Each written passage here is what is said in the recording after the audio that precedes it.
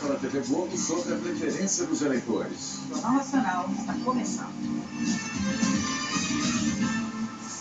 Boa noite. Boa noite. Um Boeing 737 da Malaysia Airlines com 295 pessoas caiu hoje Cuidado. na Ucrânia. É uma área de conflito entre as forças da Ucrânia e rebeldes que querem anexar a região à Rússia. Fontes do governo americano informaram que o voo MH17 foi atingido por um míssil disparado do solo, mas que não é possível afirmar quem teria disparado. Esta foto é a última imagem do Boeing 737, virou uma bola de fogo. A suspeita é que ele tenha sido atingido no ar. O Boeing se despedaçou. As 295 pessoas Dói o olho, né, não Belly? tiveram nenhuma chance de escapar.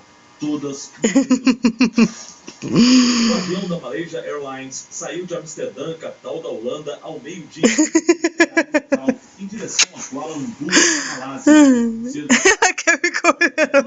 Perdeu contato com a torre de controle e sumiu do radar.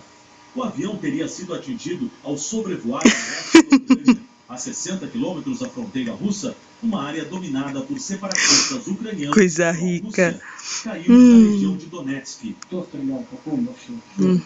Separatistas armados estavam entre os primeiros a chegar ao local e tiraram fotos dos destroços espalhados por uma área de 15 quilômetros. Mas é... Eles vasculharam, apesar de estarem entre os suspeitos de terem provocado a queda.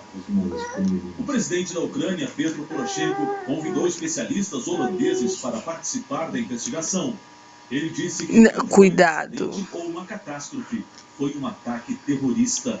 O ministro do exterior da Ucrânia disse que o serviço de segurança interceptou... Oi, mamãe. O que foi, menina? O que aconteceu? militares russos Que paralisou? na queda.